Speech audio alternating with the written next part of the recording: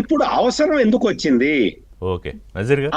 ఆంధ్రప్రదేశ్ ఋషి గారు ఇప్పుడు ఇందాకనే నేను చెప్పినట్టు నారా చంద్రబాబు నాయుడు గారు అమరావతితో పాటు అటు కృష్ణా జిల్లా, గుంటూరు జిల్లా కానీ రాష్ట్రంలో అన్ని జిల్లాలకి, అన్ని ప్రాంతాలకి సమానంగా చూస్తూ అభివృద్ధి చేసుకుంటూ ముందుకు వెళ్తున్న మహానాయకుడు అండి. అదే జగన్మోహన్ రెడ్డి 2019-24 మధ్యలో విజయవాడ సిటీలో కానీ, గుంటూరు సిటీలో కానీ అన్ని రోడ్లు గుంతలు, 5 ఏళ్ళు రోడ్లకి తార్ రోడే ఇలా. ఇతను ఇప్పుడు కృష్ణా జిల్లా, గుంటూరు జిల్లా ప్రజలకి ఆ యొక్క 70+40 110 కిలోమీటర్ల హైవే ఉన్న ప్రాంతాల్లో ఉన్న ప్రజల మీద ఏదో ప్రేమ ఉన్నట్టు నీకు అధికారం ఉన్నప్పుడు రోడ్లు గుంతలే పూడ్చలేదు, నువ్వు రాజధాని కడతావా? అదే రోడ్ల మీద ఆయన పరదాలు కట్టుకుని తిరిగేడుగా ప్రజలకు కనిపించకుండా. అదే సార్, ప్రజలు కనపడక కనీసం ప్రజలు. కానీ ఇంకోటి అంటే మీరు తెలుగుదేశం పార్టీ నుంచి చెప్పాల్సింది ఏంటంటే, ఇవాళ చట్టబద్ధత అయిపోయిన తర్వాత ఇంతకు ముందు వేరే, ఇప్పుడు వేరే నజీర్ గారు.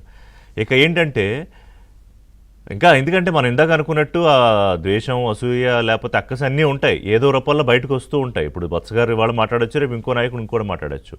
సో యాక్షన్ ప్లాన్ ఏంటి అంటే, ఎంత వేగంగా అమరావతి మీరు చెప్పిన ప్రామిస్ 2028 నాటికి దాదాపుగా ఒక కొలిక్కి వస్తుందని అది ఆశించవచ్చా ఆంధ్రప్రదేశ్ ప్రజలు? 100% సార్. నారా చంద్రబాబు నాయుడు గారు ఏదన్నా తలుచుకుంటే ఆయన సాధించకుండా ఉండరు. ఇది కేవలం తెలుగు ప్రజలకే కాదు, దేశంలో ఉన్న ప్రతి రాజకీయ పార్టీకి, రాజకీయ నాయకుడికి, ప్రతి వ్యక్తికి తెలుసు. ఆయన ఒక టార్గెట్ పెట్టుకున్నారంటే ఇప్పుడు 2028 ఆగస్టు కల్లా అమరావతిలో అన్ని అంగులతో పూర్తి అవ్వాలనుకుంటున్నారు. 100% అయితే 2 నెలల ముందలే అయింది. ఫర్ ఎగ్జాంపుల్ భోగాపురం ఎయిర్పోర్ట్ ఎప్పుడండి, ఈ యొక్క 27 జూన్కి, జూలైకి అవ్వాల్సింది.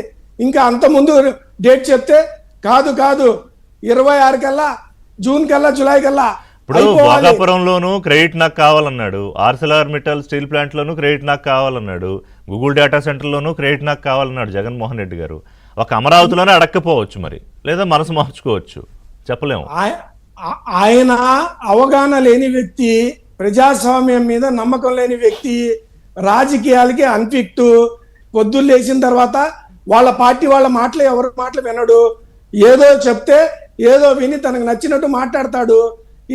ఇలాంటి వ్యక్తులకి ప్రజలు రాజకీయాల నుంచి దూరం పెడితే ప్రజాస్వామ్యం బాగుండిద్ది, మన రాష్ట్రం బాగుండిద్ది, మన రాష్ట్రం